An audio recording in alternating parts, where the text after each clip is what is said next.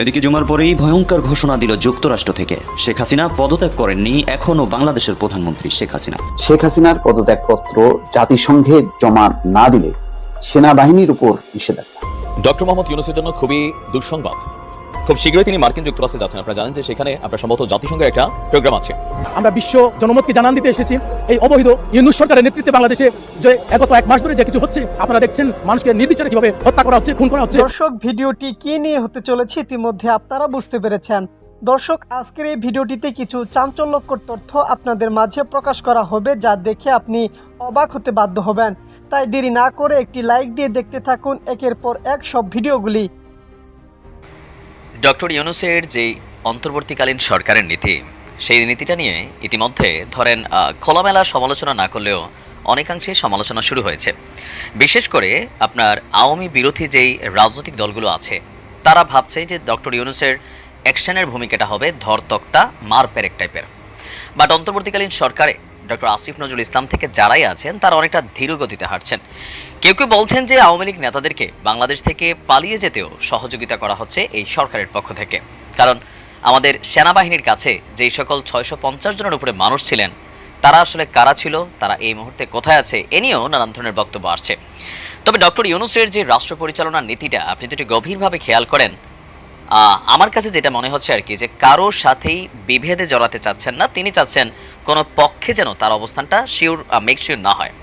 যার কারণে বিএনপি নানান আলোচনা সমালোচনা করছে, অথবা অনলাইনেও যারা পিনাকিদার মতন মানুষ আছেন, অথবা কনক স্যার, ইলিয়াস বা আরও যারা আছেন, তারা যে সকল কথাগুলো বলছেন সেগুলোকে অনেকটা পাশ কাটিয়ে অন্তর্বর্তী সরকারের কোনো জায়গায় কোনো পদে এমন কোনো মানুষকে বসান নাই যারা বসলে আওয়ামী লীগের যারা নেতাকর্মী আছেন তাদের উপর অনেকটা অ্যাকশন ভূমিকা প্রয়োগ করতে পারবে।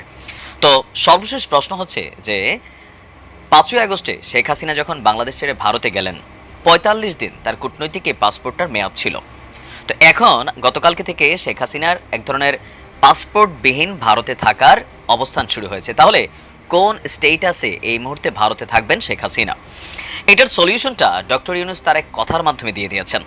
ভারতীয় কূটনীতিক বা বিশ্লেষকরা মনে করছেন আন্তর্জাতিক গণমাধ্যমে কিন্তু ডক্টর ইউনূস সাহেবের ওই কথাটারই এখানে ফোকাস হিসেবে নিয়ে আসছে, যে ইয়েস, সম্ভবত এই কথাটার মধ্যে একটা মেসেজ ছিল। যদিও কথাটা গেল কয়েকদিন আগে যখন শেখ হাসিনার একটা ফোন কল ভাইরাল হয়েছিল, তখন ভারতীয় একটা গণমাধ্যমকে দেওয়া সাক্ষাৎকারে ডক্টর মোহাম্মদ ইউনূস এই বক্তব্যটা দিয়েছিলেন।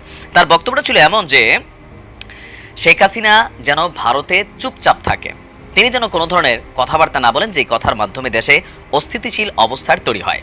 যদি তিনি ভারতে চুপচাপ থাকেন তাহলে তিনি নিরাপদে থাকবেন। যতক্ষণ না সরকার তাকে বাংলাদেশে আনার চেষ্টা করবে ততক্ষণ তিনি যেন ভারতে চুপ থাকেন।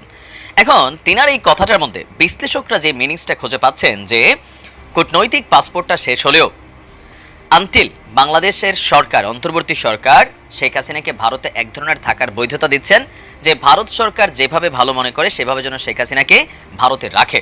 কেন?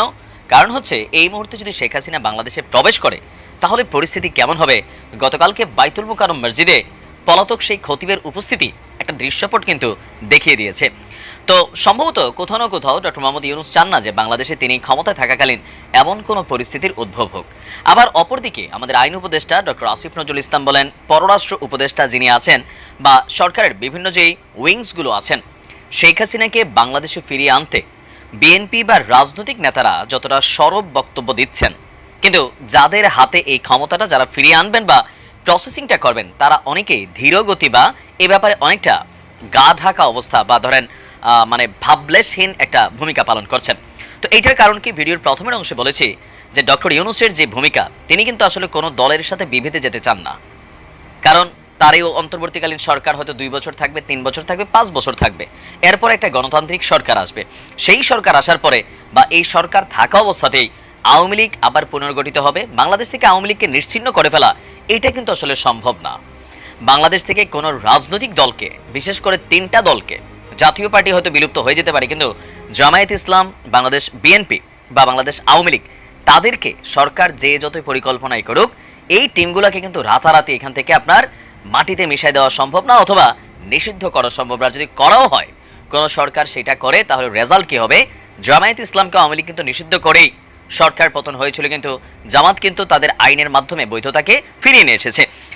আর পাশাপাশি প্রতিহিংসামূলক নানান ঘটনা ঘটতে পারে, ডক্টর মোহাম্মদ ইউনূসের এই দেশে অনেক ব্যবসা আছে, বিলিয়নস অফ ডলার এখানে মার্কেটে ইনভেস্ট করা আছে।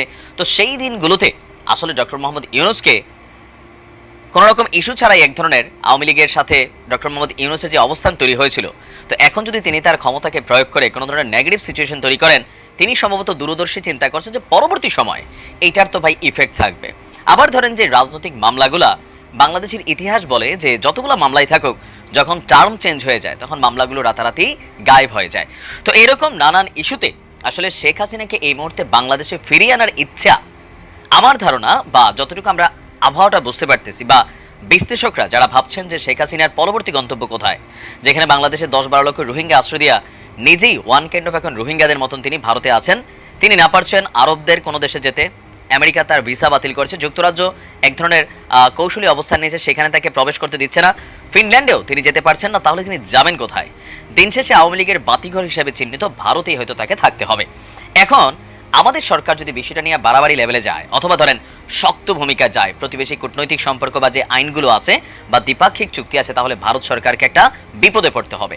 তো সেই কারণে সম্ভবত একটা শর্ত দিয়ে দিলেন ডক্টর মোহাম্মদ ইউনূস শেখ হাসিনাকে, যে যতদিন ভারত থেকে বাংলাদেশে ফিরিয়ে আনার উদ্যোগ না নেওয়া হয় ততদিন আপনি ভারতে থাকেন, তবে চুপচাপ থাকেন।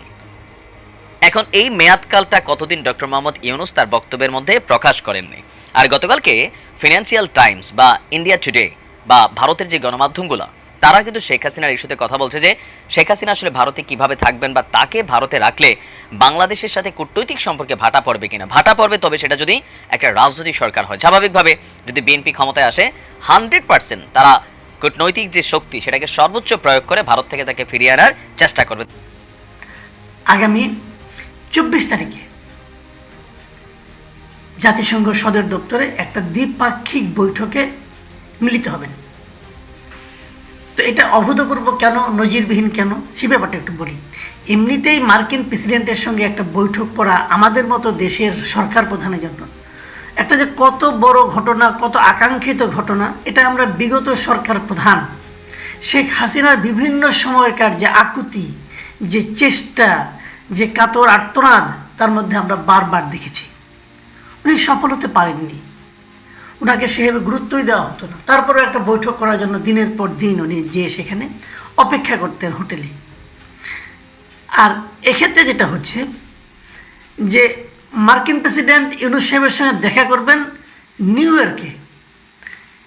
মার্কিন ইতিহাসে মানে মার্কিনীদের যে রেওয়াজ, সে রেওয়াজ অনুযায়ী কখনো মার্কিন কোনো প্রেসিডেন্ট নিউ ইয়র্কে জাতিসংঘ সদর দপ্তরে এখানে এসে কারোর সঙ্গে কোনো দ্বিপাক্ষিক বৈঠকে মিলিত হন না।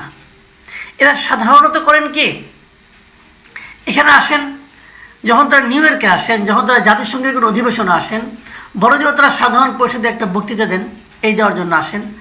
অথবা আরেকটা কাজ তারা করেন, সেটা হলো বিশ্ব নেতাদের সম্মানে একটা ভোজের আয়োজন করেন। এছাড়া ওই ভোজে হয়তো কেউ সালাম টালাম দেয়, আমাদের আগের প্রধানমন্ত্রী একবার দুইবার দিয়েছিলেন, ওই এর চেয়ে বেশি কিছু আর হয় না। কিন্তু নিউ ইয়র্কে জাতিসংঘ সদর দপ্তরে বসে কোনো একজন অন্য কোনো দেশের সরকার প্রধানের সঙ্গে যে বৈঠক করা, এবং সেটা দ্বিপাক্ষিক বৈঠক করা, সেটা প্রায় নজিরবিহীন। এর আগে সর্বশেষ কবে যুক্তরাষ্ট্রের প্রেসিডেন্ট এই ধরনের কাজ করেছেন সেটা আসলে এই মুহূর্তে আমি খুঁজে পাইনি। আমি কয়েকটা পত্রিকায় পড়লাম, কেউ বলছেন 30 বছরের মধ্যে দেখেননি, কেউ বলছেন 20 বছরের মধ্যে দেখেননি, আমি জানি না কবে। তো এই যে বিষয়টা, এটা কেন,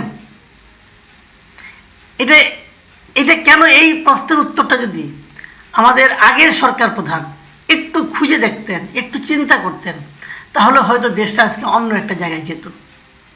আমি বারবারই বলেছি, আগেও বলেছি, বহুবার বলেছি। দর্শক ইতিমধ্যে সম্পূর্ণ ভিডিওটি দেখলেন। এ নিয়ে আপনার গুরুত্বপূর্ণ মন্তব্যটি অবশ্যই কমেন্ট বক্সে জানিয়ে দিবেন। আর আপনি আমাদের চ্যানেলে নতুন হয়ে থাকলে চ্যানেলটি সাবস্ক্রাইব করে রাখবেন পরবর্তী আপডেট পাওয়ার জন্য। ধন্যবাদ।